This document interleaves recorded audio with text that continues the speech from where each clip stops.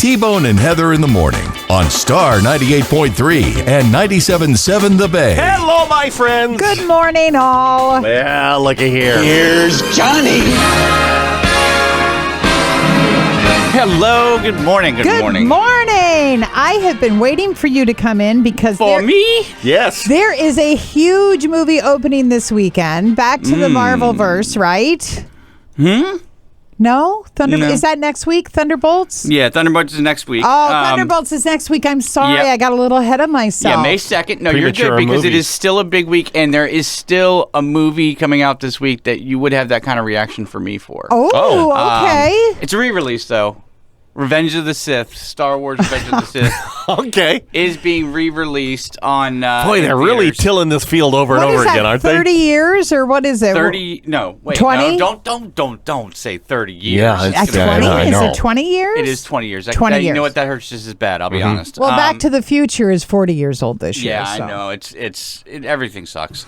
All right. Getting older, yes. Anyway, happy Friday. But yes, Star Wars Revenge of the Sith re-released in theaters after 20 years into a whole new world. You know, when it was out in the theaters last time, the prequels were really something that people joked about and didn't like. You know, they still made $1 billion. But Yeah. they weren't respected. And then over time, it's really interesting to see how, you know, the next generation that came up with those prequels turned into adults who truly loved them, and now they're popular, and you've got this whole new group of people going to see it in theater. So you have that. But that's, you know, again, a re-release, not the biggest movie of the week. I gotcha. The biggest movie of the week right now, I would say, is a year shy of 10-year-old sequel. What? Okay, let me track this. Yeah. 1 year away from a 10-year that was sequel. a horrible way to say that. Okay, That's go. okay. All right, what do you got? So 9 years ago, The Accountant came out. Oh, that's what's out. Yes! The Accountant Yeah. 2. Cannot wait. So if you don't remember The Accountant, I can't blame I you. remember The Accountant. It was Accountant. a great movie, but it was 9 years ago, and it wasn't super memorable. But Ben Affleck essentially plays I don't know if they ever straight up call it autism. I think he was but he's autistic, yeah. He's autistic. He's got super math skills, but he's also an assassin. Yeah, I know. Right. So, you Listen, know, RFK Jr.'s out there like, oh, this is what happens. listen, it works. Yes, it works very well. And you know, in the first movie, I think Anna Kendrick was in it, played the Yep. love interest. It was Yep. very focused on Ben Affleck. The Accountant 2, which again after 9 years is coming out, really kind of changes the dynamic. John Barenthal was also in the first one, played his brother. He's great. Right. Braxton. Who doesn't love John Barenthal? It's great. But The Accountant 2, instead of focusing on the love interest side, is more of a buddy comedy with John Barenthal's character, his brother. So him and his brother are out. He's in doing that the assassin category thing. for me, and it's a large category of the, that guy category. Yeah. To me, I like when you said his name, I honestly didn't He know was his the name. Punisher, But- right? Yeah, well, that's probably the only reason I know him by name, because that's my favorite character of all time. But yeah, John Barenthal is definitely one of those bad guys. He was in The Walking Dead. Yeah. He had huge roles. The Walking Dead, The Punisher. Oh, he's also, you know, Wolf of Wall Street. He was in the background of all these different movies that you very see. recognizable. Yeah. And then when I see him in something, I go, oh yeah, that guy's good. Yeah. But I don't know who he is. Yeah, so I mean, the Accountant 2, it doesn't feel like a totally different movie, even though it is in a way. But it is so much fun. I had so much fun. I love a good brain The trailer action looks movie. amazing. Yeah. And John Barenthal is he brings something to the table, and you'll find certain actors unlock something in Ben Affleck. Like most of the time, he's that sad Ben Affleck that you see. Yeah. But then every once in a while, somebody can unlock that happy frat boy inside of him, and you get more of a charismatic performance out of him. Okay. And I think Barenthal does that because you know them on screen together is really kind of magnetic and a lot of fun to watch. Oh, great. And, you know, the action is just as high stakes as it was the first time around. Lots of bang, bang, boom, boom. So you'll have a great time with that. Cool. I can't wait. The Legend of Ochi. Have you guys seen anything about this? No. I am not familiar. Yeah, so this is a kid's movie that's coming out, and it's about a girl that lives on a young remote island who's been told her whole life to stay away from this animal called the Ochi. Okay. Sure. And guess what? She doesn't. She comes into contact with the Ochi, and they end up being best friends. And what you have is basically E.T., except for it's not really an alien as much as a exotic animal. Okay. I looked at this really critically for a minute because I say it's like E.T. because it follows all those same steps. It's just not anywhere near as touching or powerful or impactful or memorable. And I honestly don't think the kids are even going to really latch onto it. I mean, the Ochi character is really adorable. He's cute. Is it animated or? No, it's live action Okay. with the CG. Okay, animal. yeah, right. And so the animal's cute, but I don't think it's enough. I really don't see. I see this one probably falling really flat. And if you're taking your kids to the movie, let's be honest, they probably still want to go see Minecraft. They want to go see Minecraft. Yeah, right. Chicken What a jockey all day. surprise. Well, maybe not. I don't know, but it's a surprise to me. That thing is just killing it. Well, no, it's kids are taking the box office over again. For a while Damn it kids. was really catering to adults. And now, you're seeing kids are forcing their parents to get them because I think parents want to spend the time with the kids, but kids are so used to the screens. Yeah. So it's like a good way to do that. And taking my kids, my son obviously super into Minecraft. My daughter is, but she won't admit it because Yeah. she's cooler than that. Right.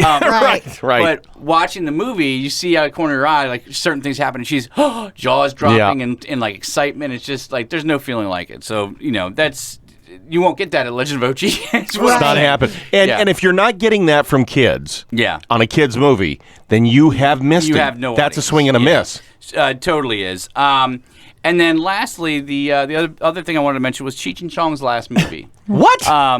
Yeah, Cheech and Chong's last movie, which it's not a standard Cheech and Chong movie. It's a documentary. Okay. And it's formatted as they're taking a drive through the desert, and they're kind of picking up hitchhikers along the way and going through their history. And what a great watch this movie was.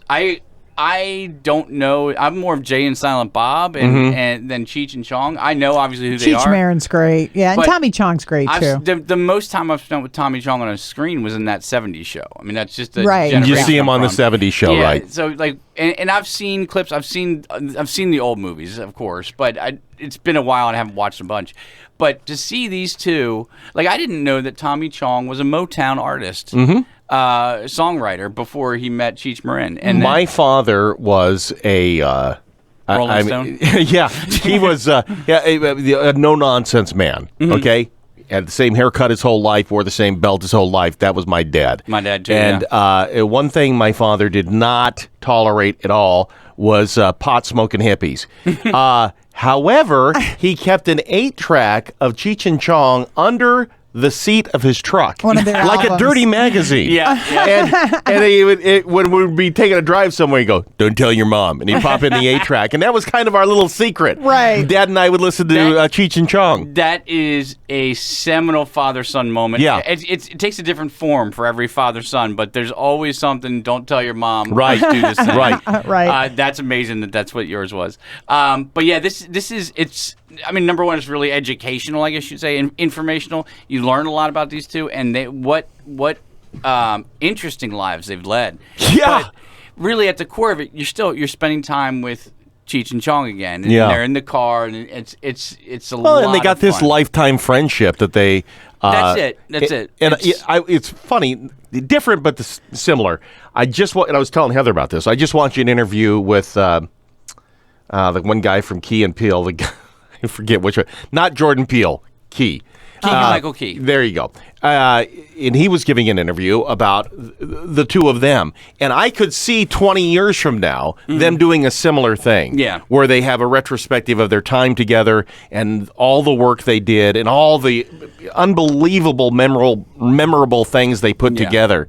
And it's kind of that. It's something that's so interesting when you get, like, getting a single person that talented is in itself is amazing. But the one thing we know about talented people, they don't usually work well with others. So when you get these groups, these twosomes that work so well together for so long and really are just come with this amazing stuff, it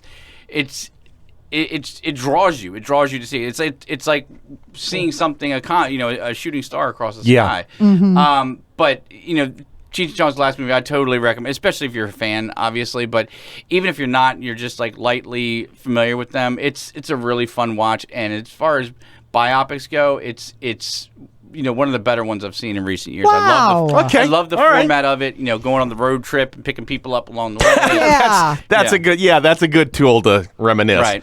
All right. Well, so that's what we got, and for the kids, they're probably going to see Minecraft again for the Chicken jockey. Yeah, no there you go. throwing popcorn, kids. No, yeah. Well, I think they've had to crack down, haven't Yes, they? they have. Right. Things are getting a little bit Accountant crazy. too. I can't wait. Yeah, they cracked down like.